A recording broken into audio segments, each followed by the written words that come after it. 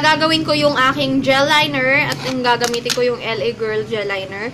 Pati itong brush na kasama sa package nila. So, yung brush nila maganda and decent. So, ito siya. Kuha tayo ng product.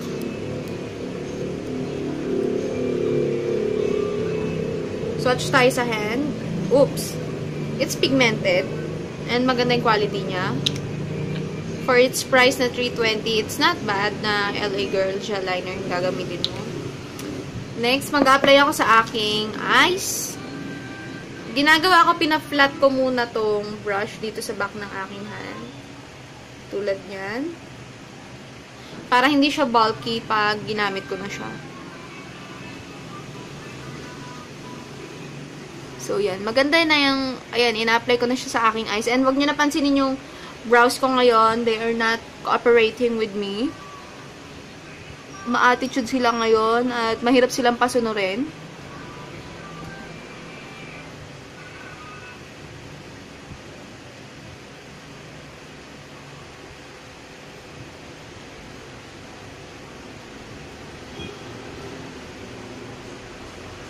So, yan. Gumawa ko ng thin line and wow, maganda yung brush nito ha. Basta marunong ka lang gumamit. Ang gaganda siya. So, I would love to put a little flick sa dulo.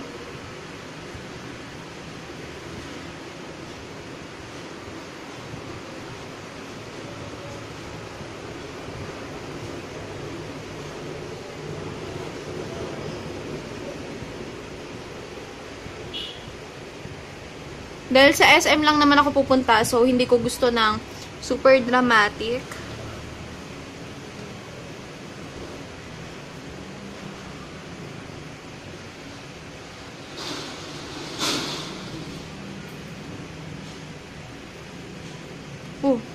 Yan, tapos ko na. Dali lang niya gamitin, no?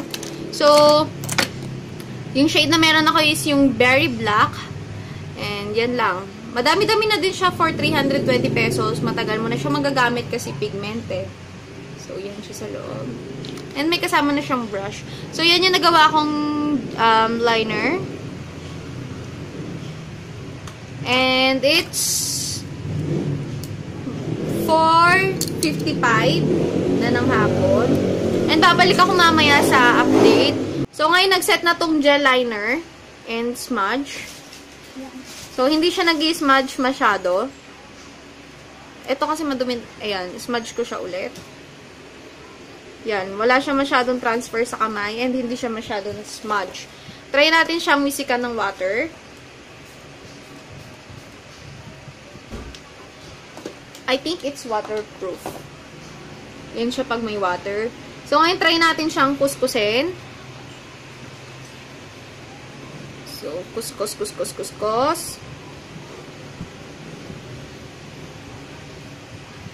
Oh, matagal siyang maalis. I think it's waterproof. Tapos parang nararamdaman ko na nagbubuo-buo siya. Yan o. Nagbubuo-buo yung sa kamay ko. Kung makikita nyo yan. Para siya nagiging grain. Yan o. Mahirap siyang maalis ha. In fairness. Yan o. Kung makikita nyo parang naglilibag-libag. Or yan. Lilibag-libag. And maganda to kasi pag naglinis ka ng eyes mo. Oh, mahirap siya maalis.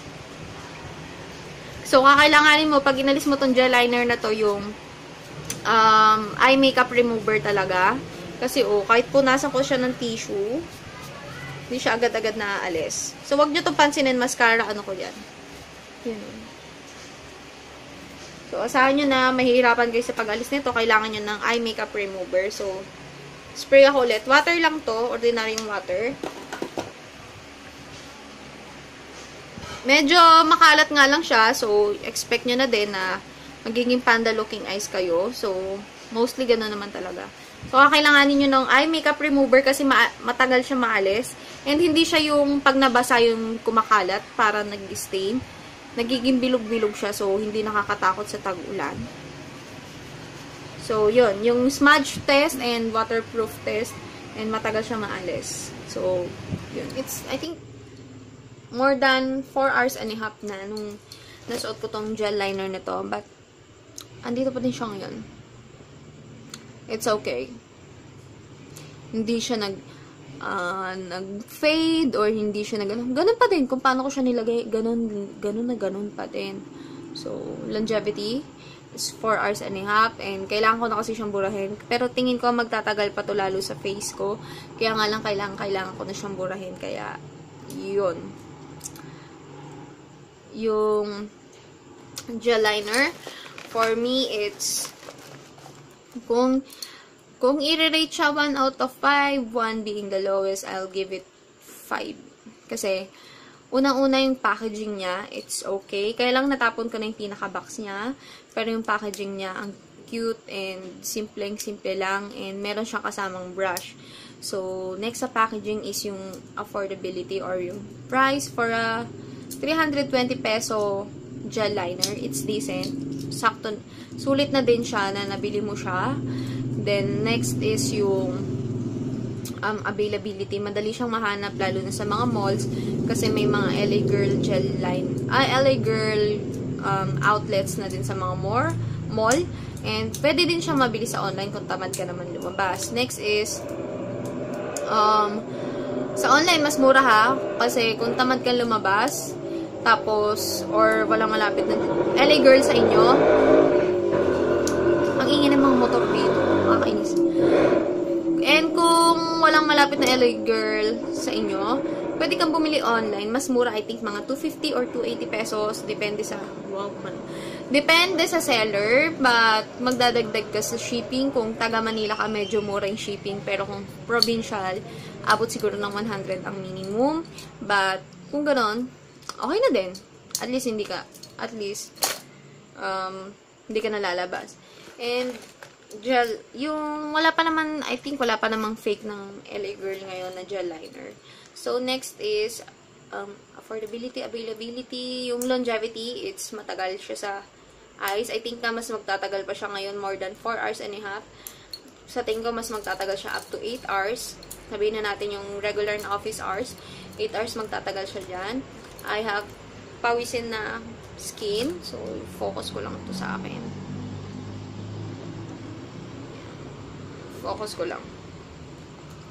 So, I have pawisin na skin, pero nagtagal siya dyan ng 5 hours, wala pa ding pagbabago. And next, yung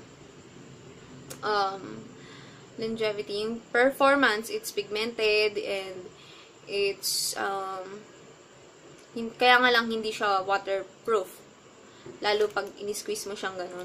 So, kung mababasa, tapos hindi mo naman magagalaw, at matutuyo na din siya ulit, hindi naman mawawala yung kulay niya. Pero pag tinatanggal mo na siya, hindi maiwasang magkaroon ka ng panda eyes or dumi dito ng eyeliner. And medyo mahirap siyang alisin, kaya kailangan ng eye makeup remover sa pag-alis sa kanya.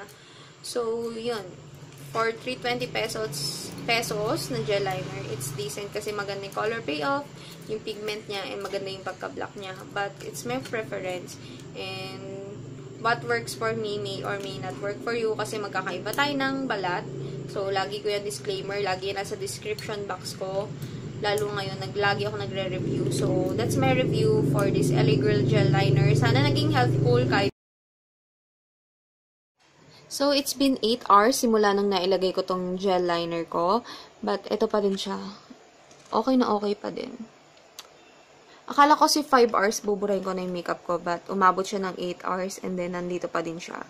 So, kailangan ko na siyang burahin kasi nga matutulog na ako. It's 12:30 na ng gabi. And yun, just an update lang na kaya niya pang magtagal. Siguro up to 12 hours. Yan. Hindi naman kasi ganun ka-oily and kapawisin yung eyelids ko. So, case-to-case basis kasi may iba oily eyelids. So, yun, nag-smudge siya. So, yun sa akin hindi naman after 8 hours.